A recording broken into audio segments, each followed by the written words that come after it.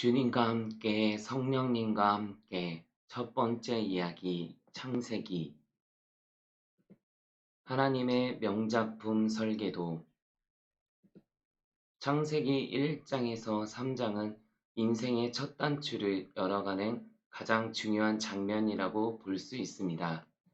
그 시작은 하나님의 자기 정체성 계시입니다. 하나님이 누구인가 거기에 대한 해답은 하나님은 천지를 창조하신 분이라는 것입니다. 여기에서 출발합니다. 여기에서 해답이 얻어지면 인생의 문제가 해결됩니다. 그러면 인생의 문제가 무엇일까요?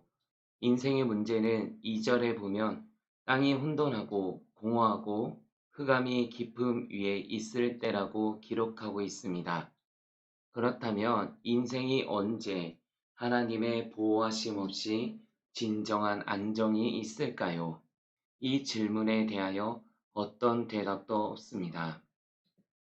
그래서 우리 하나님은 여기에 진정한 해답을 주기 위하여 작업하십니다. 그렇다면 진정한 해답을 주기 위하여 어떤 작업을 하실까요? 1장에서 3장을 자세히 살펴볼 필요가 있습니다. 1장에서는 일주일이라는 시간을 굉장히 중요하게 사용하십니다. 이것은 우리도 하나님의 사역자로서 일주일의 시간이 제일 중요하다는 것을 말해주고 있습니다. 첫날은 빛을 만드셨습니다. 이것은 생명의 시작이며 어둠을 밝히는 에너지의 시작입니다. 그러기에 우리도 첫날이 중요한 것은 첫날은 삶의 분별력을 갖도록 생명의 등불을 소유하게 하겠다는 것을 말해줍니다. 둘째 날은 궁창을 만드셨습니다. 이는 삶의 영역을 넓힐 수 있고 공간을 확보하는 것을 말합니다. 가능하면 꿈을 크게 하여 나의 지평을 넓혀서 하늘이라는 공간, 심지어는 바다 저편까지의 공간을 확보하는 꿈을 갖게 하십니다. 셋째 날은 땅을 만드셨습니다. 그리고 식물을 준비하셨습니다. 땅은 현장입니다. 사람의 축복은 내가 발을 붙이고 있는 이 땅에서부터 시작합니다.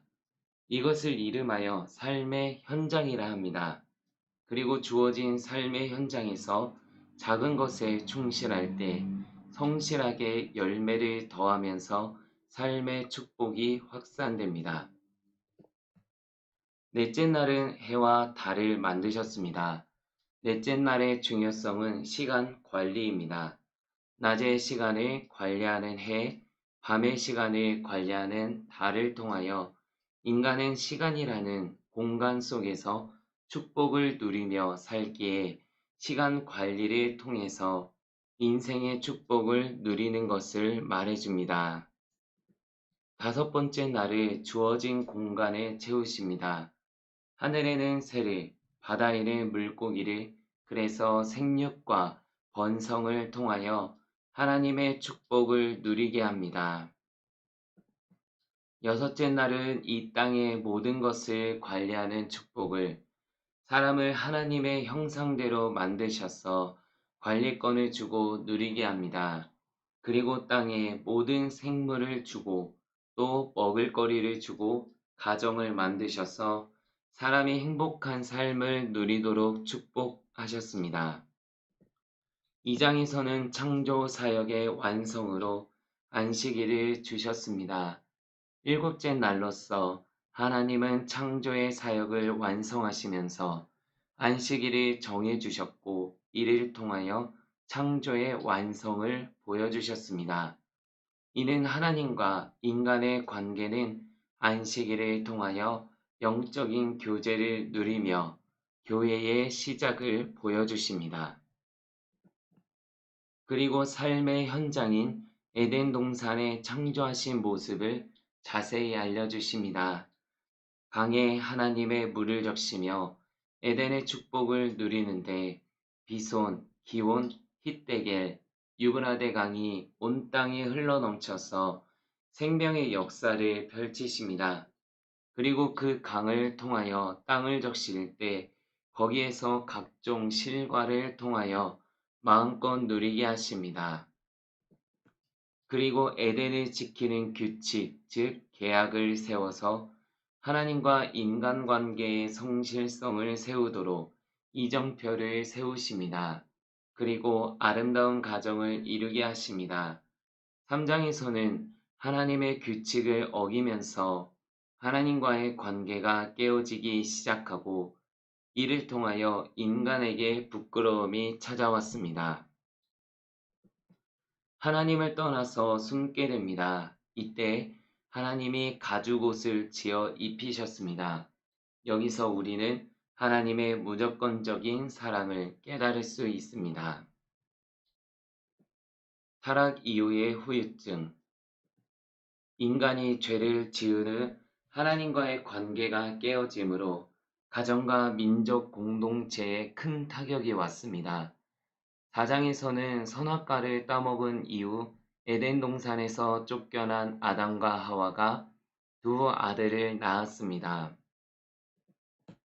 큰아들 가인은 농사를 지었고 작은 아들 아벨은 양을 치면서 생업을 이어갔습니다. 그런 그들에게 문제가 된 것이 제사였습니다. 가인의 제사는 하나님이 받지 않고 아벨의 제사만 하나님이 받으셨습니다. 그로 인하여 가인은 자기 감정을 조절하지 못하고 시기와 분노로 인해 안색이 변하여 흥분합니다. 이때 하나님이 그를 찾아가서 만남의 기회를 주십니다. 내가 분하여 함은 어찌미냐? 안색이 변함은 어찌미냐? 죄가 너를 원하나 너는 죄를 다스릴지니라고 말씀하시면서 자기를 돌아볼 기회를 주셨습니다. 그러나 이를 무시한 가인은 동생을 들로 불러내서 쳐 죽였습니다. 이후에 하나님은 또 가인을 찾아가셨습니다. 내 아우 아벨이 어디 있느냐? 그러나 가인은 내가 아우를 지키는 자이니까 라고 대답하고 하나님의 질문에 반항을 하면서 하나님과의 관계 회복의 기회를 놓치게 되었습니다. 그 결과 밭을 갈아도 땅이 다시는 그 효력을 내게 내지 아니하며 너는 땅에서 유리하는 자가 되리라는 저주의 말씀을 듣게 됩니다. 이로 인하여 하나님과의 인격적 관계가 단절되면서 가정이 파괴되고 방랑자의 길을 걸으며 하나님과의 인격적 관계를 아직 미해결 과제로 남겨놓은 채 자녀를 낳으며 가계를 이어갑니다. 이를 안타까워하신 우리 주님은 그를 대신하여 셋을 낳게 하시고 비로소 여호와의 이름을 부르도록 은혜의 길을 허락하셨습니다. 5장에서는 아담부터 노아까지 10대의 족보를 기록하면서 하나님께서 자기 형 상대로 남자와 여자를 창조하시고 그들에게 복을 주어 어떻게 해서라도 축복의 통로로 만들어 가려고 애쓰시는 하나님의 손길을 느끼게 하십니다. 특히 7대에 와서 에녹은 하나님과 동행하여 완전수를 누리고 승천의 축복을 누렸습니다. 그런가 하면 10대 손 노아를 통하여 하나님께서 새로운 안위를 받으십니다. 6장에서는 그러나 땅 위에 사람들이 번성하기 시작하면서 하나님을 떠나 육신을 쫓아 살다 보니 이 땅에 죄악이 가득하여 생각이 항상 악할 뿐임을 확인하신 하나님은 이 땅의 모든 생물을 지면에서 쓸어버리기로 결정하십니다. 그러나 노아는 하나님과 동행하며 담대한 완전한 자로 살려고 애를 쓰고 있었기에 하나님은 그를 의인으로 인정하셔서 은혜를 내리십니다. 그래서 노아와 그의 가족을 위하여 방주를 예비하도록 설계도를 주시고 식견과 통찰력을 허락하사 하나님이 주신 명령의 말씀대로 다 준행하여 하나님의 계획대로 시행되도록 하였습니다. 재료는 잣나무로 하고 칸 안에는 역청으로 그 안팎을 칠하여 세상의 물들이 들어오지 않도록 대비하고 창을 내되 위에서 아래로 내어 하늘만 쳐다보면서 하나님께 방향을 맞추도록 시행하십니다. 그리고 거기에 노아와 아내와 세 아들 세 자부가 들어가서 모든 가족의 생명을 보존하는 축복을 누리게 하십니다.